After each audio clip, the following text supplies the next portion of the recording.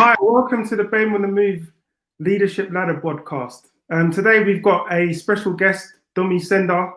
Dumi's come from humble beginnings in Zimbabwe. He's been able to overcome adversity, progress to the high heights of being the head of talent acquisition at SEL London, and he's also a diversity and inclusion expert. BAME on the Move, we champion professionals who are able to overcome adversity and able to share techniques that they use to overcome challenges and make the most of their lives with other individuals. So Dumi, I'd like to welcome you to the show. How are you doing today? You all right? Thank you so much. I'm so excited to join your show. Thank you so much for inviting me. No, it's a privilege to have you. It's a privilege to have you. So Dumi, if you could just enlighten the guests, give them a bit of an understanding about yourself, about your journey from Zimbabwe. How did things start off for you? What was your upbringing like? Well, I guess the kind of tagline that people use to describe me, I guess, in my work is, rags to impact coach. And I think that really sums up my journey. Started off in Zimbabwe, in a perhaps not such an ideal or perfect family. I know none of those exist, right? But however, growing up in certain circumstances that were, particularly limiting in some sense, living with, stepmothers who were not always very supportive or kind, but in some sense, facing such difficult situations in the home, actually led me to discover certain aspects about myself. So, for instance, poetry is something that I discovered because it was like, I would literally go and shut myself in the toilet with a piece of paper, and be scribbling away. And then I didn't know that I was writing poetry. I was just writing words and, kind of looking for an escape. But, little did I know that all these are skill sets that would be important in my work, in my future. And now I draw on my poetry. I write stories. I'm a storyteller. I'm a speaker. All these things are things that, in a sense, came from my lived experiences, even if some of those were not always positive. Okay, so just to get a bit of an understanding, as an outsider, so you say you experienced some difficult circumstances and it seemed as though you found an outlet for that. If you could just give an example of the type of thing that you've experienced, because potentially there's people out there going through the same thing. Certainly, there are many people going through this, similar things. That I know that perhaps this is also why, in my life, I also got involved quite a bit with child rights advocacy. But so it's been, particularly I think when you have, as I do, when you are a stepchild, and I was a stepchild in almost, both sides. I was a stepchild on my mom's side, also a stepchild on my dad's side, which meant I was, an outsider almost on both sides of the coin. And what that can do, is you're always feeling an outsider. You're always not always perhaps valued in the same way that maybe some of your siblings may be. And I guess to make that more practical, for instance, sometimes you'd actually go to bed without eating while others are actually having dinner and you are having nothing. And but for me, I think when I share this, I like to focus on I always like to emphasize the point that we don't choose life experiences. As much as we would want anyone to experience part of what I experienced, and I know other people experience worse or have experienced worse. But the fact that it has happened, I guess from from your perspective, it's about being aware some of the things that you can actually learn from those, things like resilience, qualities like being able to persevere and things like that. Of course, when I was going through these things, I wasn't sitting there going hungry and going to bed without having had a meal and thinking, oh, this is going to make me resilient, right? Yeah, of course, it was a difficult situation, but years after being able to reflect, actually I realized that the character that I am, the person that I am, is part of some of those experiences that I had. You know what? On many levels, I can actually relate to that because in growing up, I lost my mum at a young age. I was 19, and I had to go through a fair few things that many other people at my age didn't have to go through. Mm-hmm. Figuring out how to get through life, etc. And then when I find myself in challenging situations later on in life, so say for example, if I'm going to a job interview, for example, the preparation and intensity that I'll put into making sure that I can give the best account of myself in that situation seems to be able to separate me from some of my older, more experienced counterparts. And when I was going through the trials and tribulations back in the day, little did I know what benefits I would be able to reap from that resilience, from that resourcefulness, and being able to make the best out of a bad situation and find angles to get through. So yeah, I can definitely relate to that. Absolutely, and you illustrated really well with your own lived experience. And if you think about it, I don't know whether you've ever seen. There's this video that did rounds on social media where a group of people were asked to line up at the start of the field, and then they're asked to take a step if take a step forward if they do not relate with certain circumstances that generally hold people back. So if you are from if you're from a home where you got both the mother and the father, take a step forward. If you've never had to take a school meal, for instance, because you can't afford food at home, take a step forward. But as people are taking steps forward, you realize that there's some who remain stagnant, who are left behind because of circumstances that they didn't choose. And that of course does disadvantage people. But actually sometimes, as you rightly illustrated through your story, those people can have a lot to offer, even to organizations and society, to help us to understand actually how do you support people who are marginalized, and how do you draw on the kind of experiences of people who've been through some of these tough things and succeeded. Yeah, not to labor the point, but even linking it to your current area of expertise, diversity and inclusion.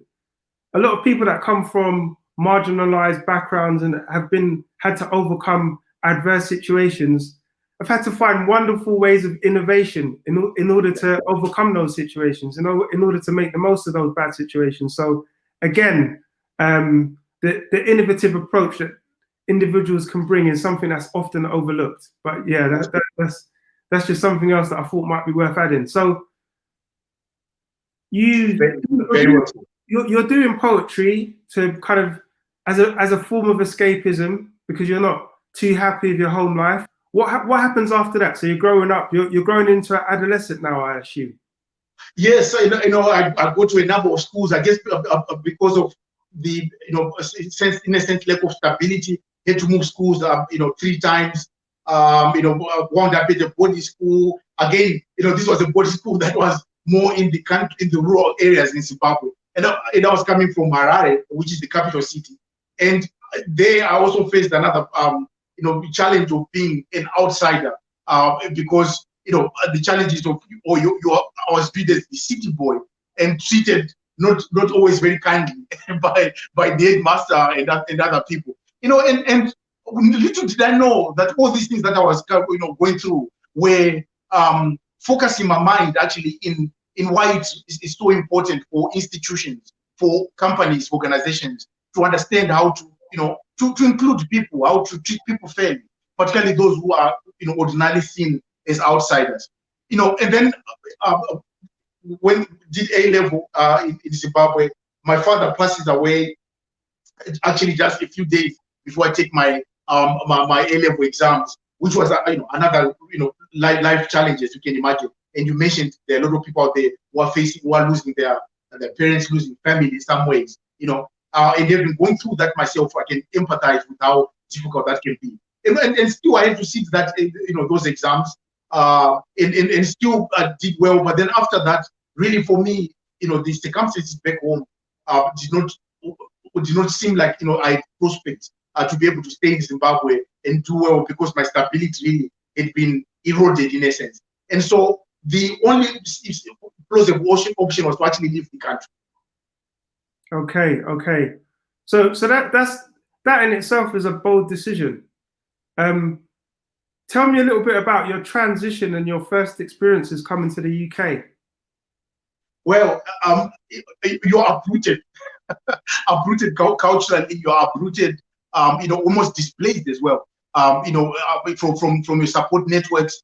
And mind you, this was, just following the passing away of my father. So I actually realized that, I hadn't fully actually, mourned my father, as it were. And in my one little room where I stayed at a place called, Stevenage List Hospital here in England, which is another story that I'm sure we'll touch on just now, where I was doing nursing training, because at the time that was the easiest route for people, particularly coming from my country or my background. At the time, the Tony Blair government had this thing called Project 2000, where people would come and do nursing training, and so you were almost you were nearly guaranteed to get a job. You got a bursary, and if you came from a background like myself, where you couldn't afford to pay for a degree, this was your route. So in the end, I got into this course, which didn't quite align with what I'd ever imagined that would be my career journey. And so that really showed me something. It taught me that it doesn't matter what it is that you do, whether it's law, banking, teaching, nursing, if it doesn't quite align with how you imagine yourself, with your passion and perhaps even life purpose, you will not do well at it. So I ended up actually quitting just a year before completing, which was in itself a big mistake and something that changed my life a lot. Yes.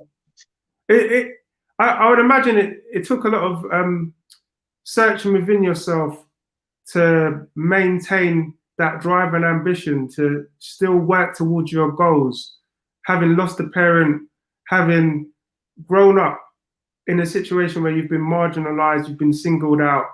How were you able to maintain that ambition and that single-mindedness to achieve your full potential? I wish I could say throughout my life, I had it all figured out. I had all the answers, and I was doing the right things that would propel me forward. But that's not true. The reality is, as I say, for instance, when I was doing the nursing training, which was in some sense, the only option that I could take coming to the UK, me quitting was, in some sense, not very wise. Even though, of course, it didn't quite align me. I could have been probably more pragmatic in terms of seeing this as a launchpad that will launch me into a career that I wanted. But because I quit without a plan of what was I going to do next, I actually wound up, I like to describe that as jumping from leaping from the frying pan to the fire, because I wound up now stuck, working in warehouses, factories, a lot of these shops that I see around high street shops, avoiding their warehouses, and so I felt really trapped. I felt like, that young person who come from Zimbabwe with a passion, wanting to do a good degree, as we call it, and from that cultural background, a good degree means something where you can wind up in an office or something like that, right? I was so far away from that. So, so I think, in a sense, part of the value of our own development is learning from our mistakes, And for me, being honest about where I actually got it wrong and where I wasn't as wise as I could have been, and how that actually cost me, how that actually, led me into pathways that were not always so productive, is a useful thing, because now I draw on that to actually, help people that I mentor and people that I coach. Yeah, it's often that you find yourself in a situation where you think you found the path, you're on the path, and you realize once you're on the path, it's not really the way for you. And then you've got to come to terms with the fact that, all right, I've got to make a hard decision here.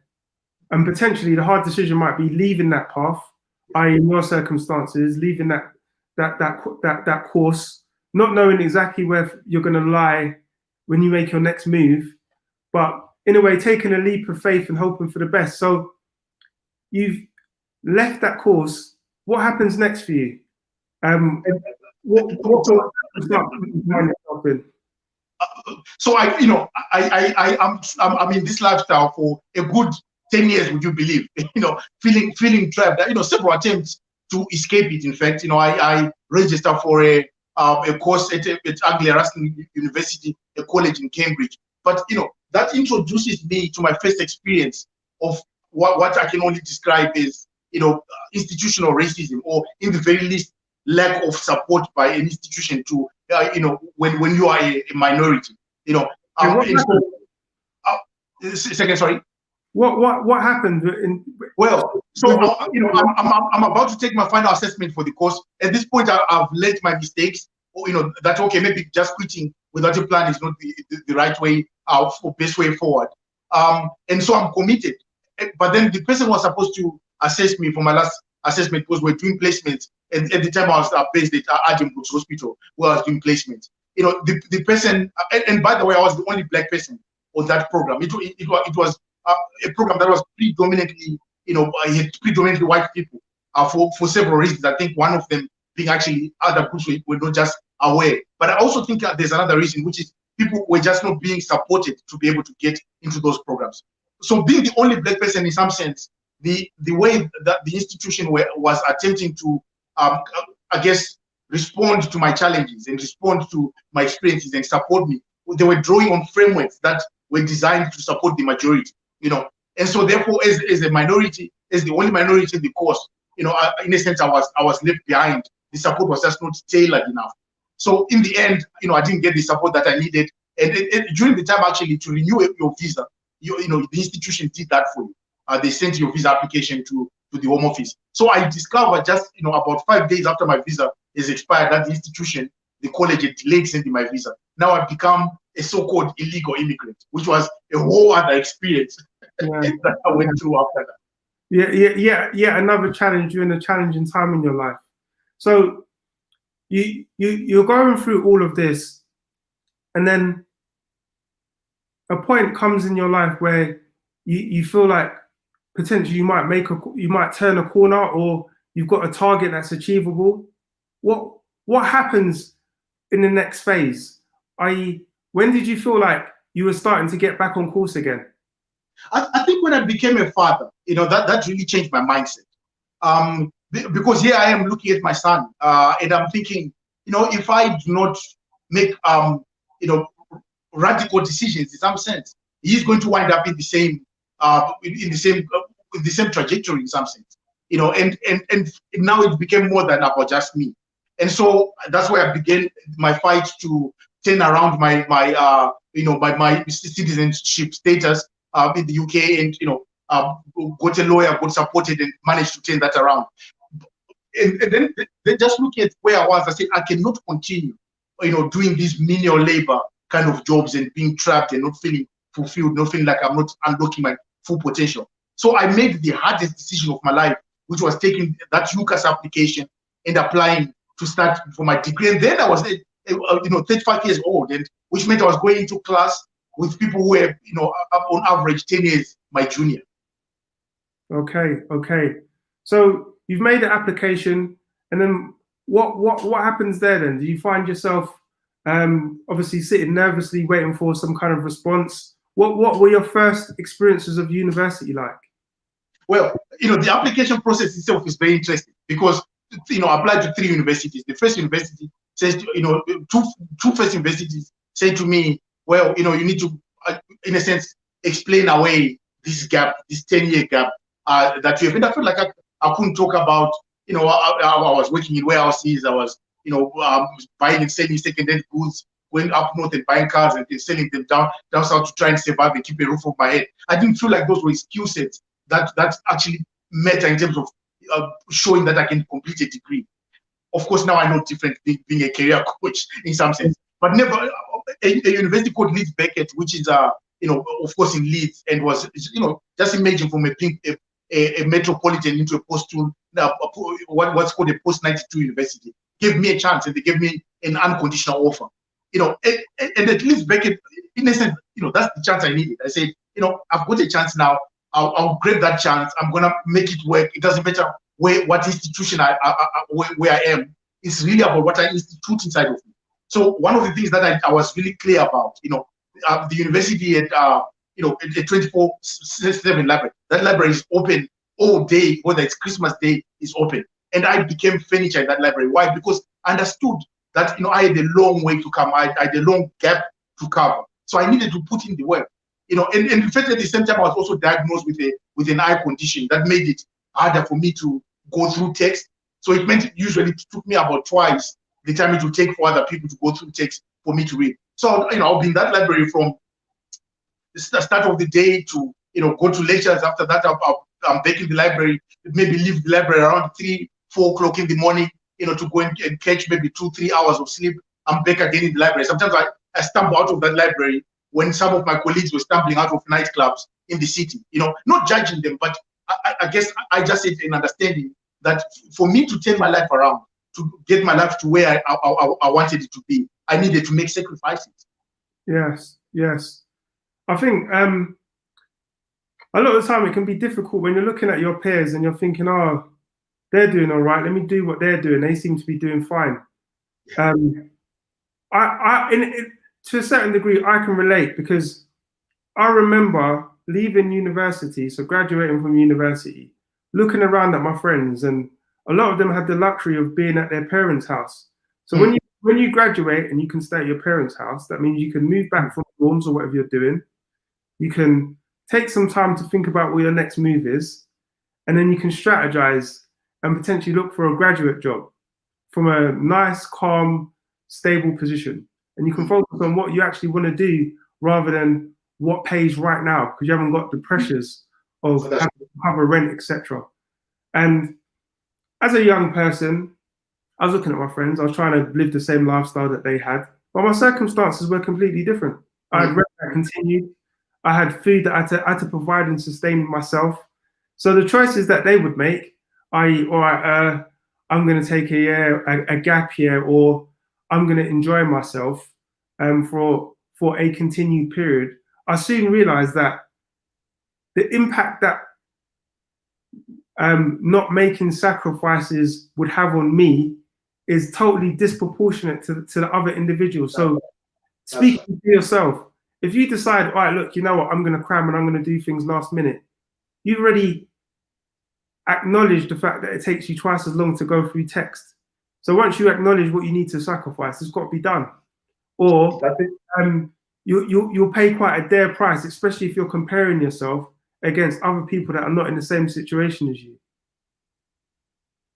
And that's so true. I mean, I think you in that position, you have to learn to be, because it can be a lonely journey. Yeah, when your colleagues are out there partying and having fun, and you are sitting in the library, and often I was the only person in the library, and the library had these it's strange hours in the night, and these censored lights, that you need movement for the light to come on. And because of my limited vision, I needed the lights to be on pretty much all the time. So from time to time, I would run around, just to get the lights on, then sit down, crack on with my work, and then they switch off again. Maybe after half an hour, I do the same thing, right? You just have to be comfortable to do what you need to do, and not feel sorry for yourself, and not even necessarily pat yourself on the back as and award yourself some sort of award. You're just doing what's necessary, what you needed to do. But I think when I think about what motivated me, I think for me it was also more than that, just turning my life around. I also realized that if I have gone through these challenges in some of the institutions that I've been through, and also coming from my background, surely there are millions of other people out there who are also struggling. So I made a commitment to myself that I would like to turn my life around, and then draw on my story and use my story to help others to understand how they can do that too, so that they don't feel trapped the rest of their life and feel like they're just living a wasted life in that sense. So you're studying at uni, you're burning the midnight oil differently, you're going through your text, you're studying, you're doing the best that you can. How is that translating in your university experience? How's that going for you? Are you getting the grades that you want? Are the lecturers treating you the way that you want them to treat you? Are they seeing your potential? What's happening for you? One of the most important things that happened to me was actually getting a very low grade in my first year, because that made me wake up, and it's the lowest grade. Well, I say it's the lowest grade. I'll explain another grade, which was lower, but also that even helped me to perform well. So getting that low grade, he made me wake up, and then, then I sought, advice from lecturers that I had a really good relationship with, who were very supportive of me. And they gave me advice to say, okay, Dumi, this is how you need to be thinking about your study journey. Because sometimes, if you've never done something, you just don't know how to go about it. So sometimes, people underperform, not because they can't perform well, not because they can't actually get those high grades. They just don't know how to do it. They just don't know how to go about it. And another thing that I did was get a mentor. So there's someone who became a dear brother called John Ojuku from Nigeria. We literally met by the bus stop, and we just he was reading a book, I think a book by Sankara, and I noticed that, and I said to him, hey, I know Sankara, Sankara, and we became friends.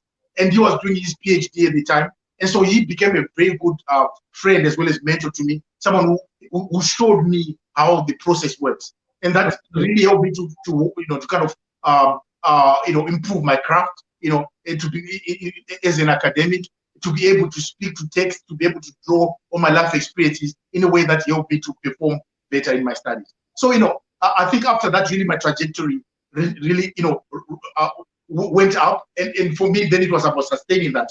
But beyond that also, I think what was helpful was that I wasn't just kind of stuck in the kind of university bubble, as it were.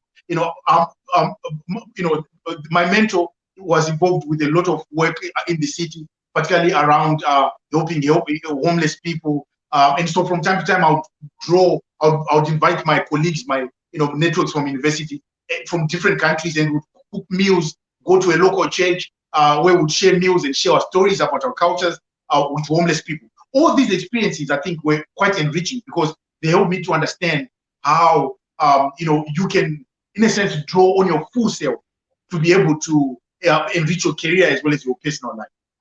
Yeah, that's an excellent point. It's that law of attraction, and it's that sometimes you focus too much on the one element. So if you look at yourself as three elements: your mind, your body, and your soul. Sometimes you might focus so much on your mind that you neglect your soul. But the same might go for your body. And it sounds as though you kind of widened your approach so that you kind of the spiritual element, the giving, the getting, the law of attraction, being on the right vibration, all contributing towards you progressing to the next level. So, all right, so you're starting to get better at university. You're starting to get some positive responses. I know how life goes. You're constantly resetting the crosshairs in your sniper rifle, for want of a better expression, your sniper rifle for your aims and objectives. Yeah. As things are getting better for you, what are you aiming for? So you're in university, things are getting better. What are you aiming for as far as your next steps are concerned in that situation, and what do you do to get there? At this point, I started looking around. I started asking myself, okay, so what next, right? And what getting this degree. So I did a degree in international relations and peace studies, where and then the question is, what next? And for me, I understood. I began to become more aware of EDI, equality, diversity, and inclusion in the workplace. And got really excited about that. And I thought, what, I can really draw on my expertise, on my experiences, and contribute towards this. But I also understood that it's a very competitive job market out there. So just even getting into an industry in general is tough. But getting into a very niche industry like D&I is even harder, right? So I understood that in a sense I have to go further. Just getting a degree and then seeking to somehow get a job and get into that industry is probably not going to cut it. So I started thinking about doing a master's. I guess if someone is thinking about their career, really, you have to ask yourself the question, what's the right route for you? And it's not always the case that a master's is the right route for everyone, or or going into an internship is the right route for everyone. But you have to be thinking about what it is that you want to do when you get into industry, and how you want to get into, what impact you want to have. So for me, it made sense to be thinking about going to do a master's. Yeah, I have to commend you on that, because looking back when I was at university, I was a bit clueless as to what the next step would be, because I was going through quite a bit of a struggle at the time. Mm-hmm. And my thoughts were, if you get a 2-1, then you're going to be at the end of the yellow brick road. You're going to see the gold at the end of the rainbow. Just get that grade, and don't worry. Your salary is going to be blessed. Your lifestyle is going to be blessed. Everyone that ever thought that you wasn't going to make it is going to think that you're a winner. And then you get that grade, and it's almost like you come to the edge of a cliff. If you haven't got a plan, you come to the edge of a cliff. And that's how I found myself. I didn't know what I was going to do next. I started going through all types of depression because I didn't have a plan, and I didn't realize that a 2-1 and no focus on what you're going to do in the job market or whatever it might be doesn't really mean nothing. You need to manifest that academic study into something else. What happens after you haven't got a assignment to hand in, after you haven't got a lecture to attend? What happens? So yeah. And that's so true. And I think the way to think about that, and of course I say this with hindsight now because I spend a lot of time coaching, mentoring people on career development, right? So and I always advise that the way to really think about that, because often I think we tend to be trapped in what I like to call a job-centric mindset, right? Which is about, okay, I go and study, do this degree, and I get a job, and therefore it's almost that narrow track. But if you think about it this way, you think about and move from a job-centric mindset to a more almost career mindset, and see your career as a journey, and everything that happens along the way contributing to your career. And I always say to people, a job is one step in that gets you in the industry. It's not the only step, right? By the time I actually got into the GNI space, I had already figured other ways of already contributing even while I was a student. So, for instance, attending roundtable discussions, conferences, and understanding what I already had to offer, right? Understood that I already came with some expertise, some skill sets, and part of that was being a researcher. And people who have forgone in industry may not always be kind of fresh in skills of research. So therefore, I was able to contribute something different, something valuable. So when you think about it in those kind of broader terms and think about the impact you want to have, as opposed to just the job you want to get, you might begin to see some roots that you had not pictured beginning to emerge. That's an excellent point, because in my younger single-minded mind state, I just thought, right, you finish university, then you go and get a job, and you figure out how you can get a job based on the grades that you have. Yeah. But listening to what you're saying, it's the wider thought process as to, all right, in my journey to graduation, what skills do I have as a person, and how can I contribute generally? So if I find that I've got good presentation skills, I've got good networking skills and stakeholder management and persuasion skills, how can I just use those skills? Money aside, how can I use and develop those skills? Because effectively, that's what I'm going to be doing in a paid environment at some point. So whether it be on a voluntary basis, whether it be just through trying to find situations where I can have a positive impact, think about the skills that you have and think about ways that you can use them in and outside the job market, because effectively that's what you're trying to finesse. That's an excellent point. All right, so you've identified that you want to get a master's. You're in university. How do you do it? How do you make that leap? So this is a long journey that you've made. You started off in Zimbabwe, being marginalized, finding yourself in a situation where you're so uncomfortable in your house that you're writing poetry in the toilet. You've progressed.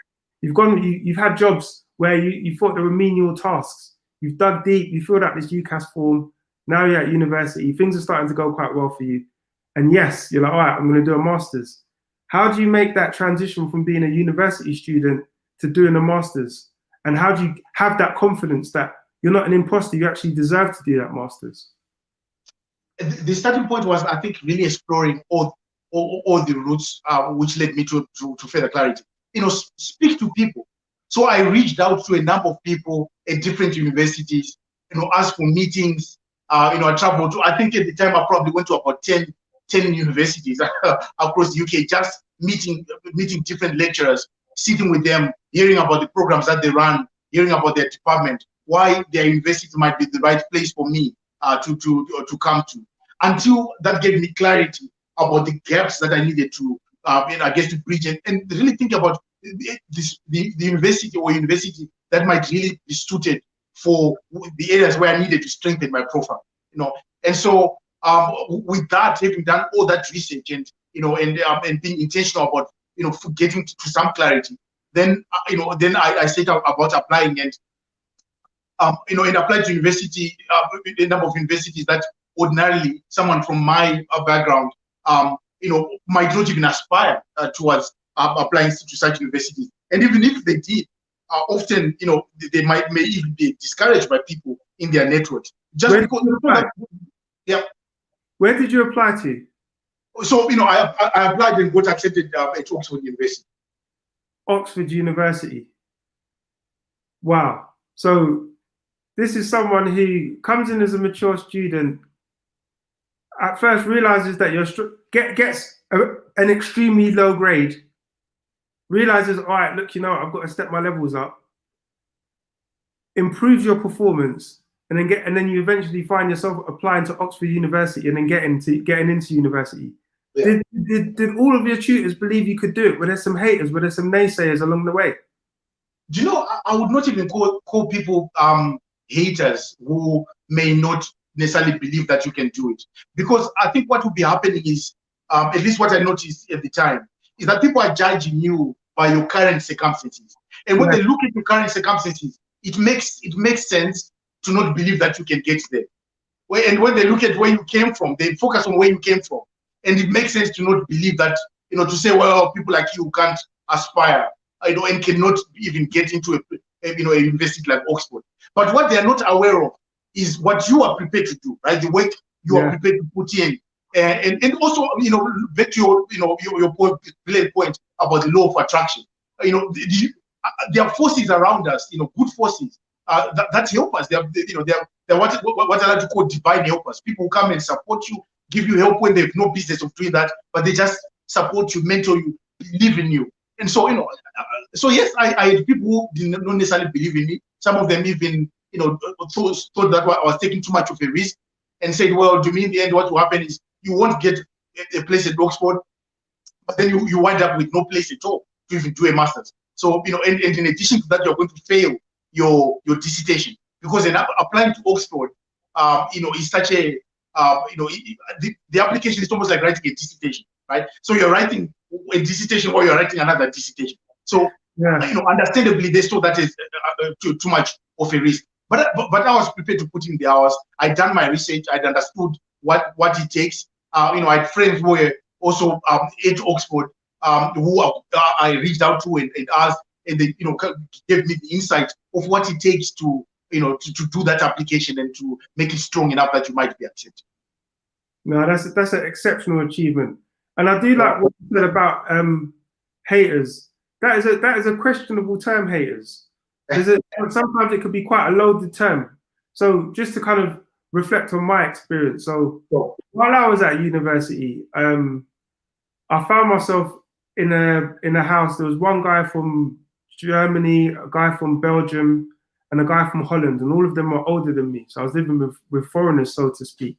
And the guy from Holland had left, and he was a black guy. So I was left with two white guys in the house. And before, we'd gotten really well. It was a nice environment.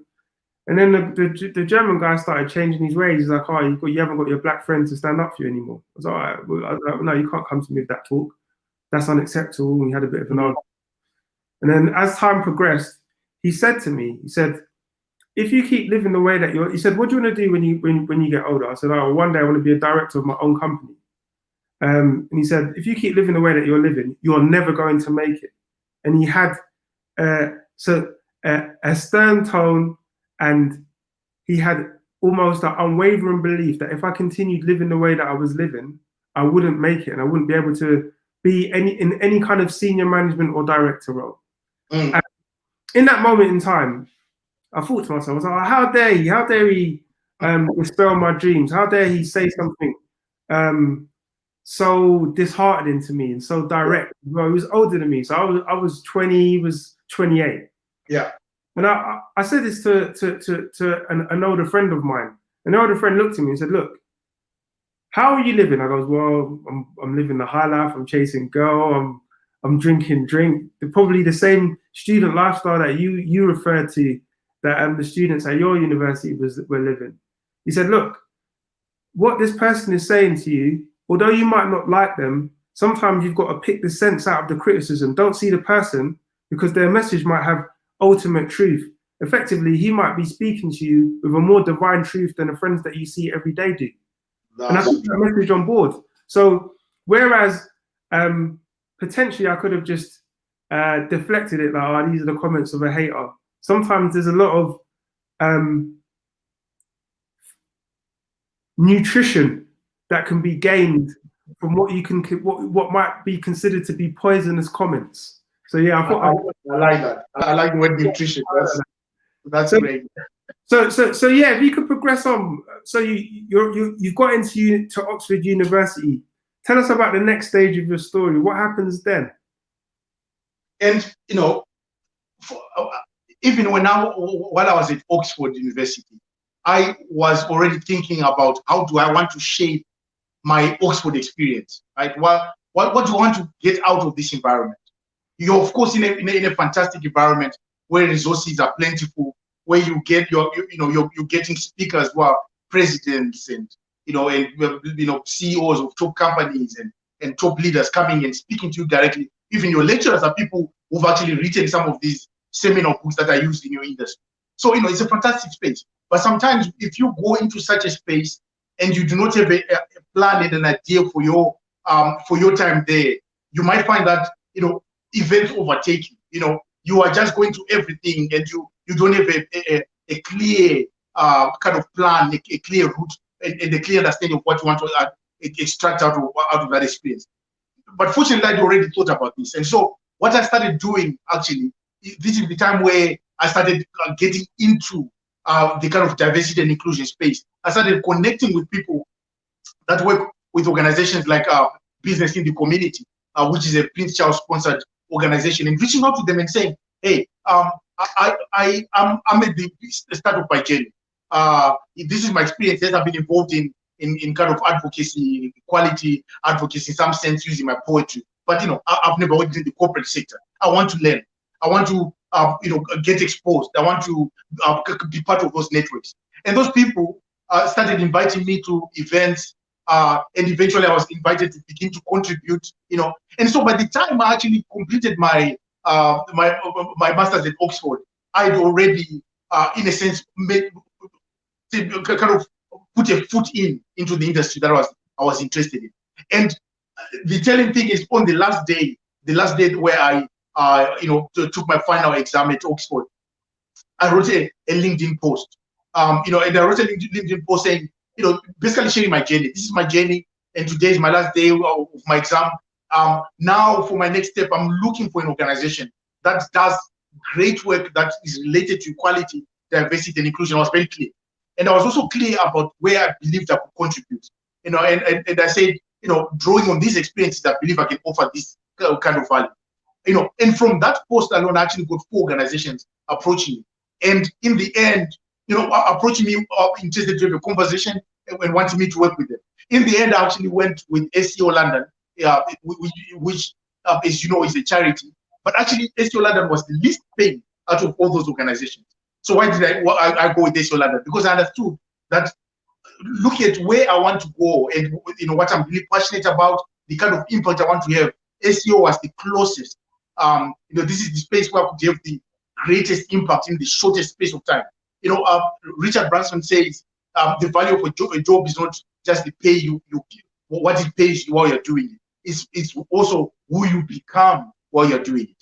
So me being at the forefront of recruiting and broadening access for people, particularly Black and ethnic minorities, low socioeconomic backgrounds, into the corporate sector, gave me an awareness of some of the challenges companies face, some of the challenges students face, some of the hurdles that need to be kind of jumped to be able to broaden the workspace. So that, in a sense, began to develop my acumen and my expertise in equality, diversity, and inclusion. Yeah, but it seems as though you made a concerted effort to almost start doing the job before you did the job. To make sure that you occupied the space before you were even in the arena. Any opportunity you got to align yourself with individuals that had prominence or a foothold or any kind of influence within the space, the diversity and inclusion space, where possible, you aligned yourself with them. That's the power of networking and creating opportunities for yourself. That's true. So you start SEO London. You finally achieved the job that you want to do. So winding back to the times when you were doing menial tasks, working in a warehouse, wondering why on earth am I doing this? you look back and you think, all right, wow, I have an Oxford degree. What type of a grade did you get at the end of it? I got a 2-1 at Oxford. Wow. So you've got an esteemed degree from Oxford University, and you've actually been able to secure a job in the field that you want to work in. Thank you. What happens after that? Because I know sometimes what you can find yourself experiencing is you want something really badly, and then you achieve it, and then you look around you and you think, oh, it's not what I expected it would be. Yeah. Was there any of that? Well, it was another beginning of another learning curve. Yeah.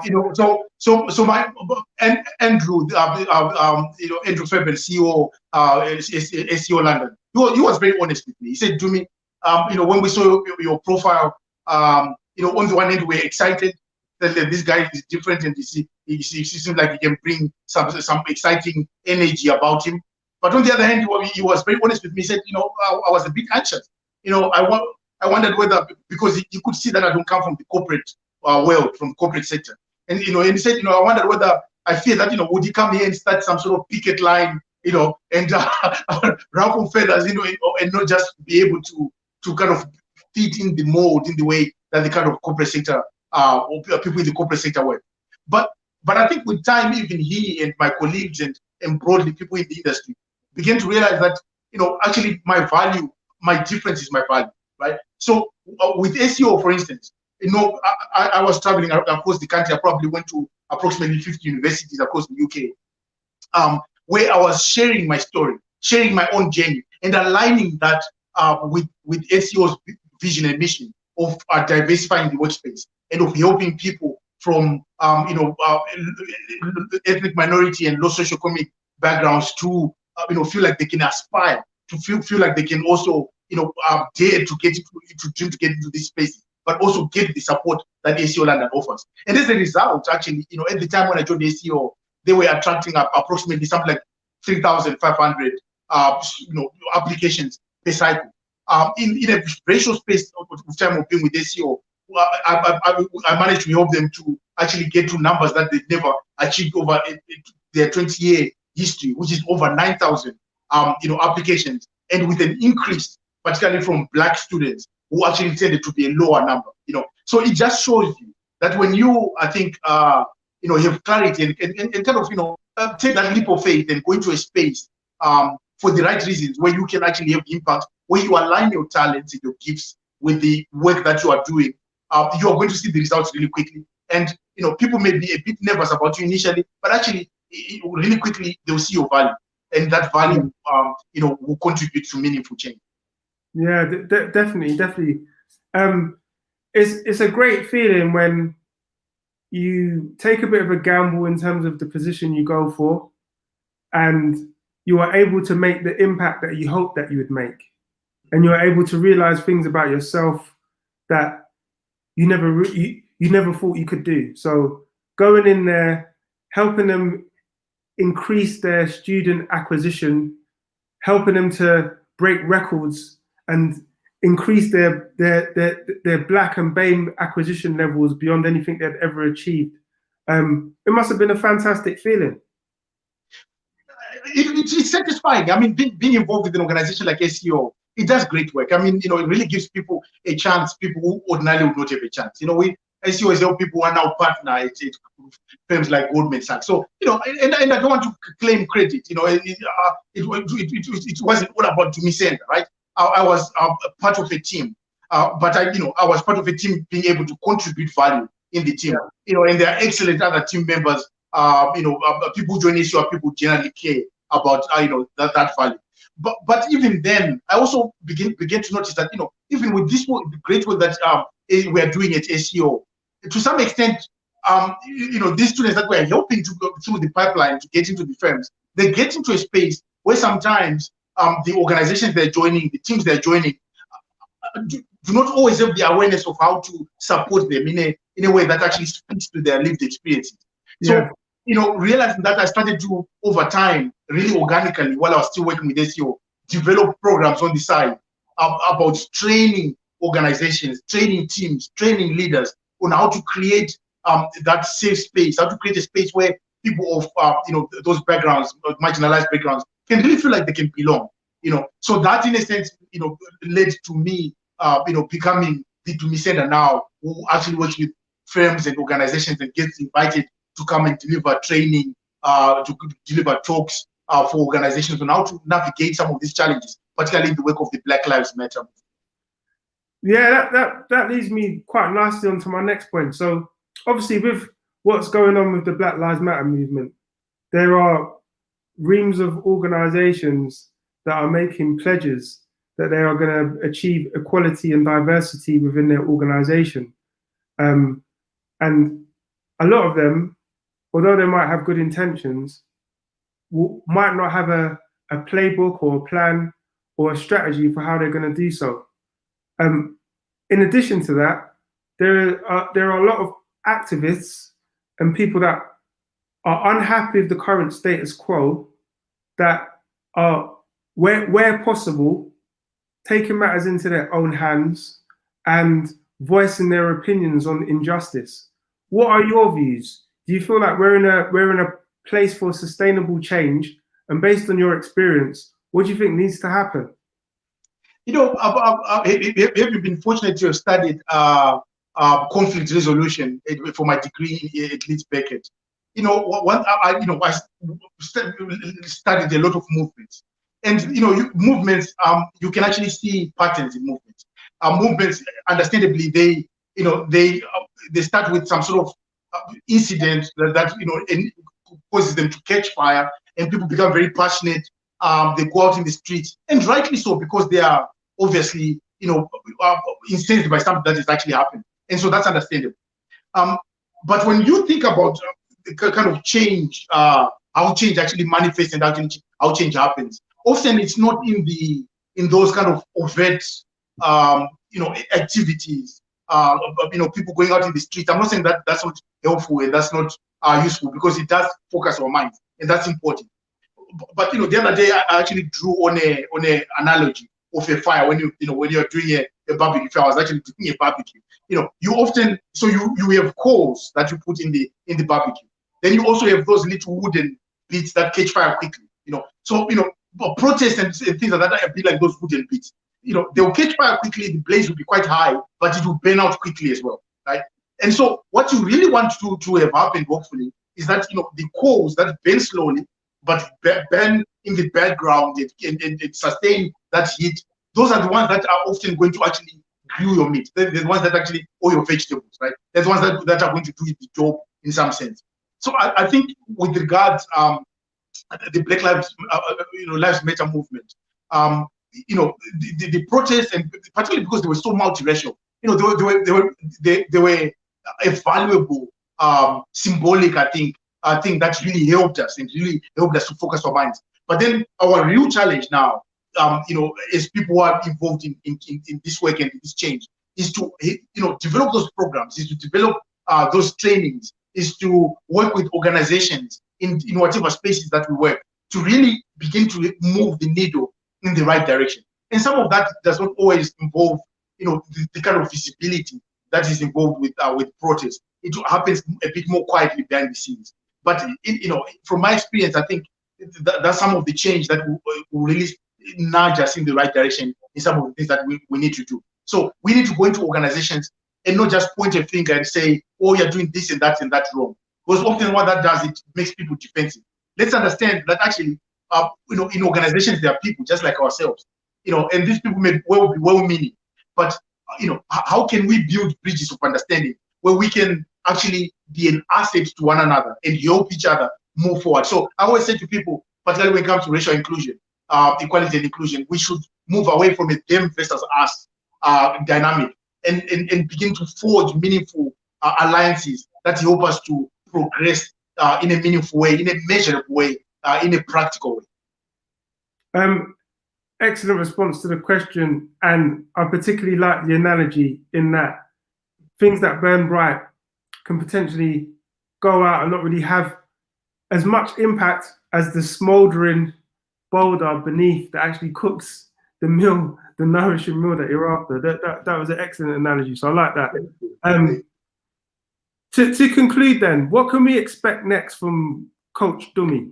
What can we look out for, and how can people see more of you and your content?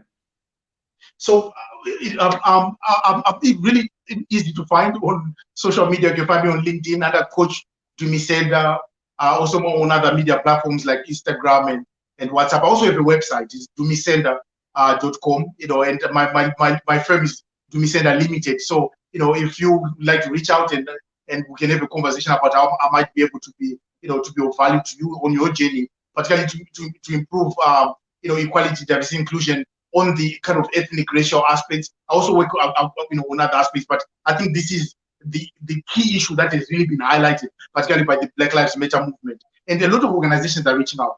And so, particularly this time has been a very busy time for me, where organizations are being honest, they're being very honest, and they're reaching out and they're saying, listen, we don't have that playbook you talked about. We don't have a strategy. We don't have anything on the shelf that we can pull up and say, okay, this is what we need to do. Can you work with us to build something from the ground up?